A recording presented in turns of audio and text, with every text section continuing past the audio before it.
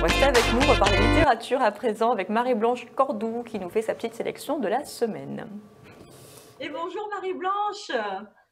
Bonjour Alexandra, vous allez bien? Très bien, ravie de vous retrouver encore cette semaine avec une nouvelle sélection de livres. Et de qui avez-vous choisi de nous parler aujourd'hui? De quel auteur?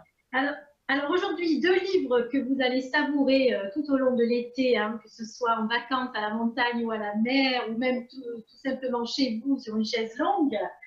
Deux livres à dévorer. Le premier, c'est Tango à la romaine, le quatrième volet de la saga Belonor de Philippe Carrez, hein, donc on ne le présente plus, hein, qui malheureusement est décédé l'année dernière. Et le deuxième, un nouvel auteur, un premier roman, un coup de cœur, Demain je pars, de Laurent Leontini. Voilà.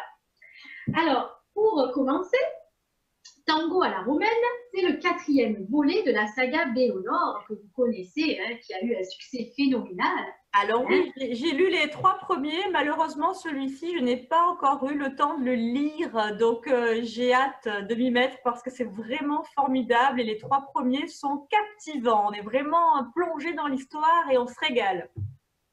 Et bien justement, vous allez le lire pendant vos vacances, Alexandra. Vos vacances bien méritées, vous le lirez.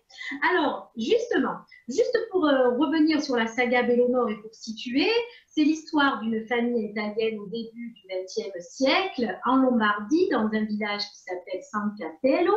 Et on suit l'épopée d'une saga familiale dont le patriarche Volturno Belonore. Alors, vous me reprenez parce que vous parlez couramment l'italien, pas moi, alors si je me trompe, vous me dites.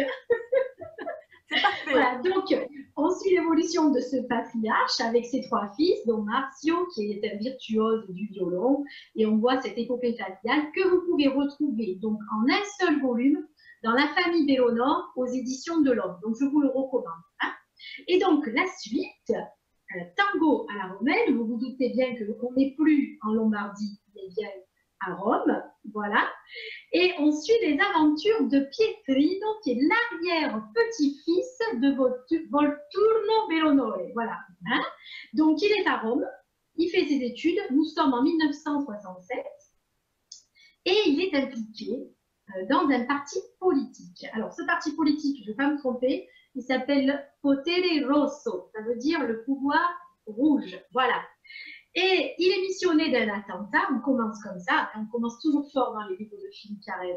Donc il est missionné d'un attentat, seulement au dernier moment, il n'a plus envie, il renonce, il veut balancer sa mallette dans le Tibre, mais malheureusement, elle va mal tomber cette mallette, elle va tomber sur un triporteur, qu'on voit ici dans la couverture, dans laquelle se trouve une mama italienne qui attend son fils. Et malheureusement, cette mama va disparaître et il ne va rester que de ce triporteur et de cette mama le phare, l'unique phare du triporteur. Alors son fils, Zeffirino, ne va avoir de cesse que de vouloir se venger tout au long du roman. Donc on suit en parallèle la vie de ce fils et puis la vie de Pietrino avec ses amours, tout de suite toujours l'épopée, et puis peut-être le retour des personnages de la saga Belonor, hein, voilà. Un merveilleux roman où à chaque fois... Pas plus alors, il faudra le lire. Ah non, j'en dis pas plus. Juste souligner la fabuleuse écriture de l'auteur avec des chapitres qui alternent entre le tragique et le comique, une culture phénoménale au niveau musique, art, etc.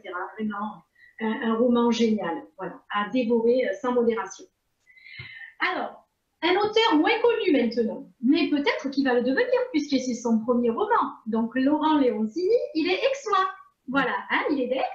Donc, il a passé toute sa jeunesse à Aix. Et puis, il a un parcours atypique, ce jeune homme, parce qu'il a essayé un peu tous les univers. L'audiovisuel, il est parti à Paris, il a fait l'audiovisuel, les finances, la déco. Et puis maintenant, il se lance dans la photographie et l'écriture. Et la photographie, il réussit bien parce qu'il a une expo en ce moment au Musée des Arts à Saint-Pétersbourg, où on peut voir ses photos qui concernent les toits de Paris, qui sont des très, très jolies photos. Donc, la couverture, c'est lui qui l'a faite aussi. Alors, Demain je pars, on est à Paris, mais on n'est pas en Provence, mais c'est pas grave, c'est un auteur d'ici, c'est l'essentiel. Donc on est à Paris et c'est un roman qui est écrit à deux voix. Donc, on a Hugues qui se revendique un fils à papa, un fils de noble, hein, qui a tout pour être heureux, une belle fiancée, une bonne vie, mais qui s'ennuie et qui a envie un peu de balancer tout ça et de partir à l'autre bout du monde. Mais pour cela, il faut quand même énormément d'argent. Donc, il va essayer un peu de bouleverser son quotidien. Qu'est-ce qu'il va faire? Il va quitter sa fiancée avec laquelle il trouve qu'il n'a pas forcément de points communs. Et puis, il va devenir un gigolo. Et oui, pour essayer d'avoir de l'argent. Donc, l'évolution du personnage est très intéressante avec une très belle écriture. Et puis, un jour, il se dit, mais il faut quand même que je trouve la femme de ma vie. Donc, il va à droite, à gauche, il sait d'aventure en aventure. Et puis, un jour, il est à la bibliothèque. Il voit une jeune étudiante en train de bouquiner. Et elle ne le regarde absolument pas. Il profite qu'elle s'en va un peu pour repérer son nom. Il la suit, il voit son adresse. Et il lui envoie un bouquet de fleurs avec un petit mot. Que va-t-il se passer? On enchaîne avec l'histoire d'Anna qui nous raconte son histoire. Est-ce que ces deux personnages vont se rencontrer?